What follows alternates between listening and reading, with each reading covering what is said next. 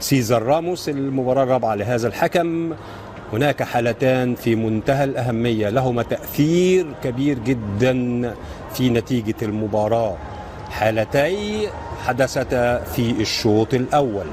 تعالوا مع بعض نشوف الحالة الأولى ونشوف القرار اللي اتخذه الحكم في هذه الحالة. نشوف مع بعض الحكم بيحتسب ركلة حرة ضد الفريق المغربي وينذر اللاعب المغربي. ما هو الخطأ الذي ارتكبه اللاعب المغربي؟ قدمه على الأرض، قدمه على الأرض. نكمل.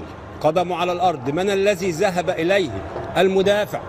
المدافع هو الذي ذهب إليه، المدافع هو الذي ارتكب المخالفة. إذن هذه مخالفة على مدافع داخل منطقة جزائه، لم تحتسب ركلة جزاء.